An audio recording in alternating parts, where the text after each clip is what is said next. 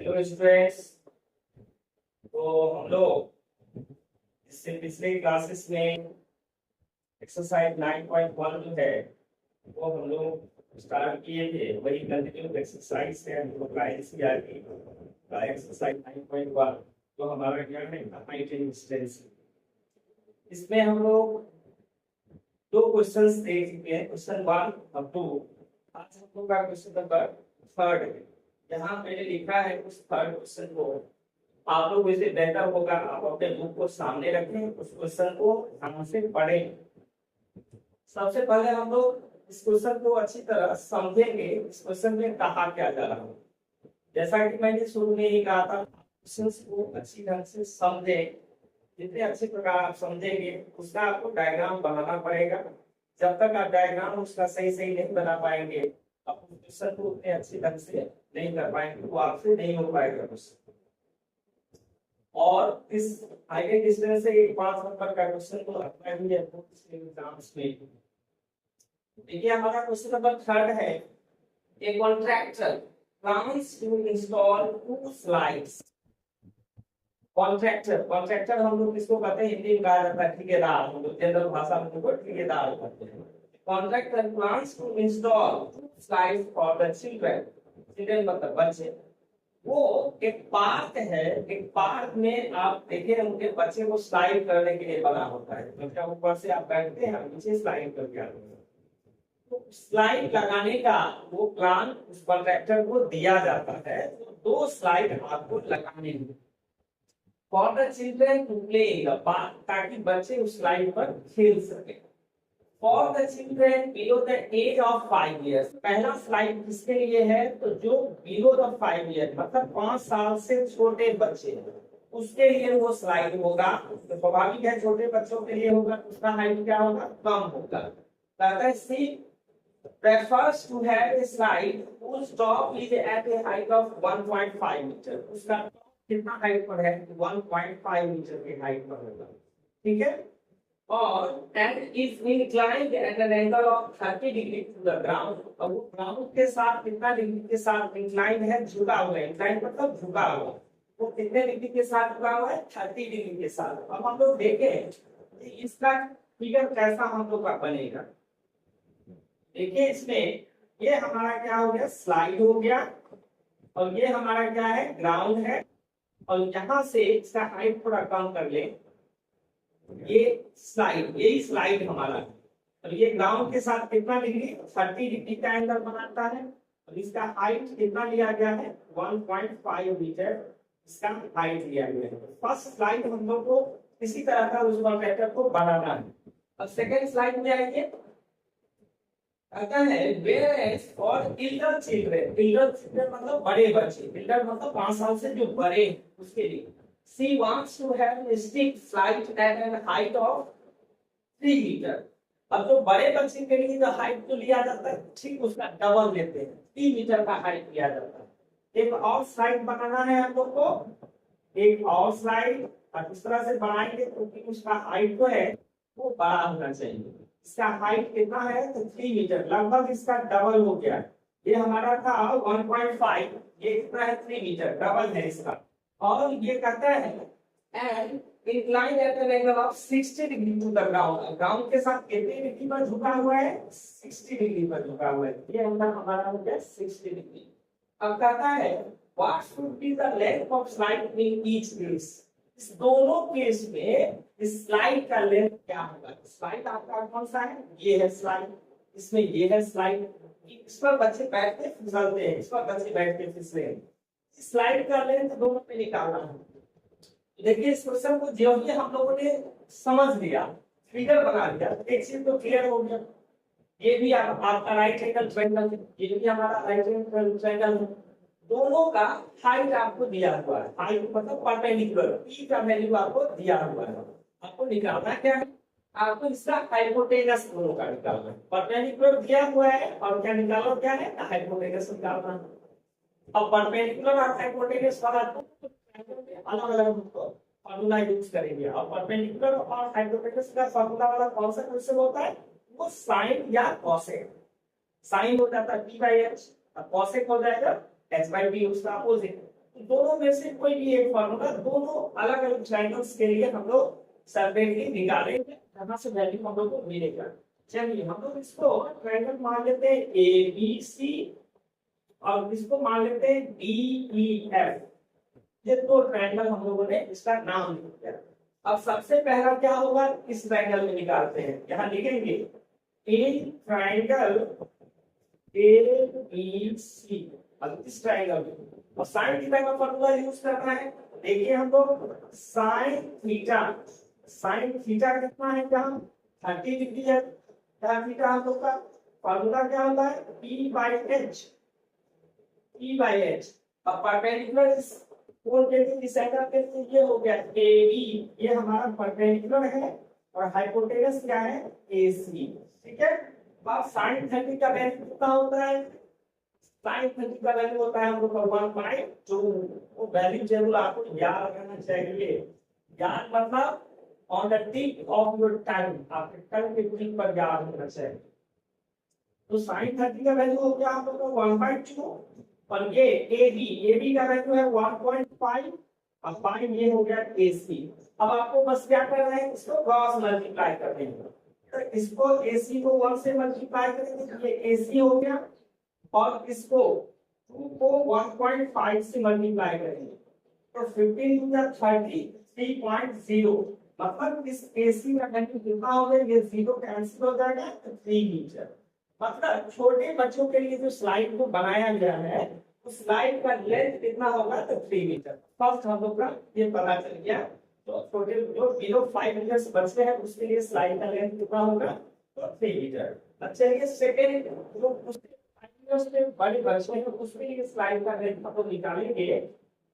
यहाँ लिखते हैं इन ट्रायंगल कौन सा DEF, इस DEF ट्रायंगल तो DEF में देखिए इसमें भी परपेंडिकुलर है और हाइपोटेनस निकालना है। फार्मूला सिर्फ आप लोग साइन का ही लेंगे। देखिए यहाँ साइन थीटा हमारा यहाँ कितना है 60 डिग्री। फार्मूला वही चलेगा हम लोग का P by H। अब इसमें देखिए परपेंडिकुलर इसके लिए कितना है, अब देखिए DE और हाइपोटेनस कितना है DF, ये हो जाएगा DE by DF। ये हमारा हो गया। अब sin 60 का वैल्यू हमको रखना है। sin 60 कितना होता है √3/2, ये हो जाएगा हमारा। अब DE का वैल्यू आपको दिया हुआ क्वेश्चन में, वो ले लीजिए 3/GF, ये हो गया। अब इसी तरह इसको भी क्रॉस मल्टीप्लाई हम लोग को करना है। देखिए DF को √3 से ये हो जाएगा BF × √3, ये हो जाएगा 2 × 3, 2 3 जा कितना हो गया 6। अब हम लोग क्या करेंगे BF = 6/√3। अब उतना पर भी इसको सोच सकते हैं, लेकिन जनरली हम लोग क्या करते हैं इसके डिनोमिनेटर को हर को रेशनलाइज कर देते हैं, मतलब रूट वाला नंबर हमको हटाना है। यहाँ √3 है तो √3 से ऊपर नीचे हम लोग क्या करेंगे मल्टीप्लाई कर देते हैं। चलिए हम लोग इसको √3 से ऊपर और √3 से मल्टीप्लाई कर देंगे। ऊपर हो गया 6√3 और नीचे जैसा कि आप जानते हैं √3 को √3 से मल्टीप्लाई करने पर कितना आएगा 3, ये हो गया 3। अब इसको काट दीजिए 3 × 6, इसका वैल्यू हम लोग को DF का कितना आ गया, DF का वैल्यू आ गया 2√3 मीटर। ये 2√3 मीटर। आपको लगेगा ये 2√3 है ये तो 3 है, नहीं इसका वैल्यू जो है ज्यादा है। इसलिए यहाँ देखिए 2 और √3 का वैल्यू कितना होगा 1.732, अबाउट 2, लगभग आपको 4 मीटर के लगभग में आएगा। तो इसका लेंथ हम लोग को निकल गया स्लाइड का कितना बड़े बच्चों के लिए 2√3 मीटर। जैसा कि इस क्वेश्चन में है, कभी कभी क्या होता है जैसा कि पिछले क्लासेस में भी आप लोगों को समझाए हैं तो कुछ क्वेश्चंस क्या होते हैं देखने में काफी बड़े होंगे, बड़ा भारी क्वेश्चन दिख रहा है, लेकिन जो ज्यादा भारी दिखाई दे रहा है वो क्या होता है ज्यादा आसान होता है। देखिए ये कितना बड़ा क्वेश्चन था, लेकिन बस 2 ही स्टेप में ये क्वेश्चन बनता था, दोनों में स्लाइड का लेंथ हम लोग को निकालना है। तो इसके लिए सबसे एसेंशियल चीज क्या होती है, आप उस क्वेश्चन को अच्छी तरह समझे। जितना अच्छे ढंग से आप उस क्वेश्चन को समझेंगे उतने अच्छे ढंग से इस क्वेश्चन को आप कर पाएंगे।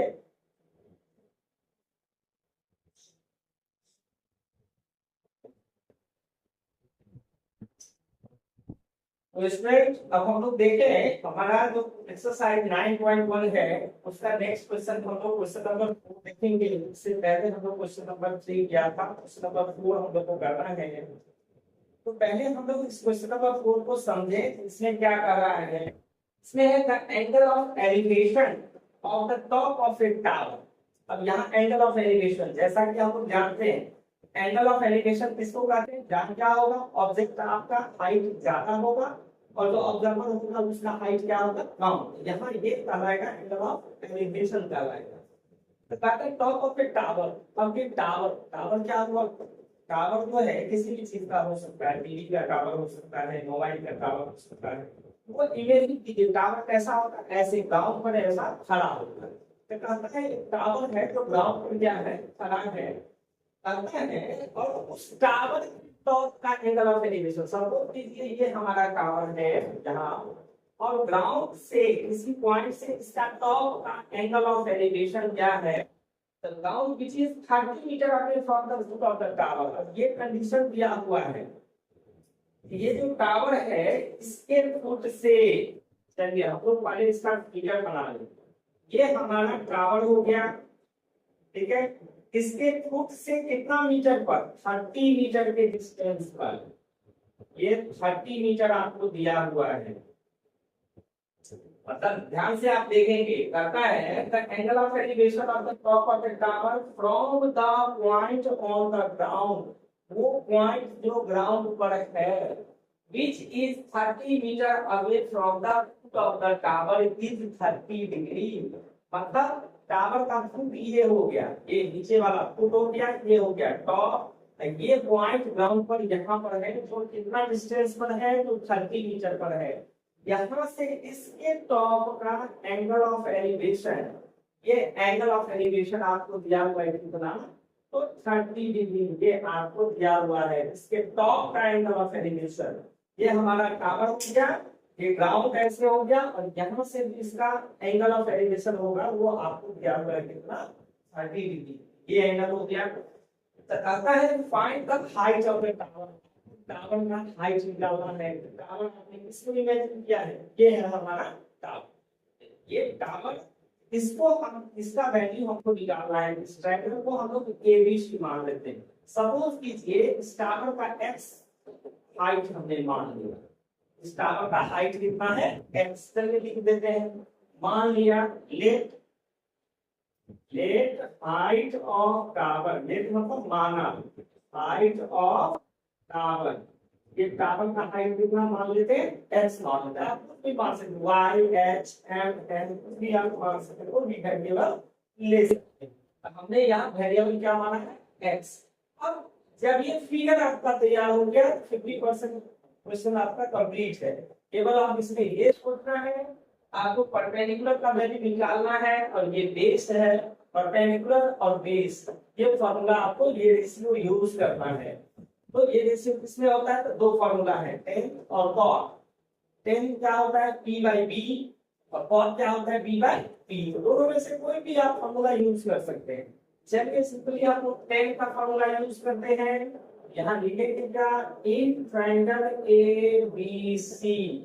अब इस ट्रायंगल में भी दूसरा भी नाम आप मान सकते हैं, पी क्यू आर भी मान सकते हैं, आप डीआर भी मान सकते हैं, इसमें भी फिक्स नहीं है एबीसी मानना है, क्योंकि आप मानने में बदल सकता है। ठीक है, यहाँ हमने मान लिया ये ट्रायंगल क्या है एबीसी ट्रायंगल। अब इसमें हम लोग देखेंगे तो इसमें कौन सा फॉर्मूला यूज करना है, टेन थीटा। तो टेन थीटा, थीटा कितना हो गया 30 डिग्री। देखिए टेन 30 फॉर्मूला क्या होता है p by b perpendicular by base. Perpendicular ये है आपका ए बी, ये परपेंडिकुलर है ए बी, और बेस आपका क्या है बी सी, ये हो गया बेस। ए बी को हमने x माना है और बी सी कितना है तो 30 मीटर के दिया हुआ है। अब चलिए 1030 का वैल्यू आपको बताना है, 1030 का वैल्यू कितना होता है, 1030 का वैल्यू होता है 1/√3। इसका वैल्यू हम लोगों ने मान लिया 1/√3 इक्वल्स x by 30। अब क्रॉस मल्टीप्लाई कर दीजिए, √3 into x is equals to 30 into 1, that is 30। x equal to क्या हो जाएगा 30/√3, इसको भी √3 से ऊपर √3 से नीचे मल्टीप्लाई कर दीजिए, ये कितना हो जाएगा, ये हो जाएगा 30√3, अब बाई यहाँ नीचे 3 होगा, क्योंकि √3 × √3 क्या होगा 3। अब 3 से इस 30 को कैंसिल कर दीजिए, ये हो गया 10। आपने जो हाइट ऑफ टावर माना था उसका वैल्यू कितना आएगा, 10√3 मीटर। ठीक है, कितना आसानी से निकाल पा रहे हैं हाइट ऑफ टावर क्या होगा।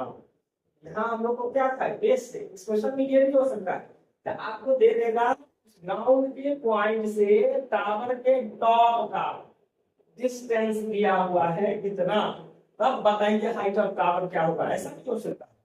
उस केस में परपेंडिकुलर आपको निकालना है और हाइपोटेनस दिया हुआ रहेगा, साइन का फार्मूला हम लोग यूज करेंगे p/x का, या कॉसेक का फार्मूला यूज करेंगे। तो आपको दो चीज, जब ये रेशियो दो नंबर्स में होता है, एक का वैल्यू आपको दिया हुआ रहेगा, दूसरे का वैल्यू निकालना है, सिंपल सा है। उसी तरह से हम लोग बाकी क्वेश्चंस को भी आसानी से कर पाएंगे।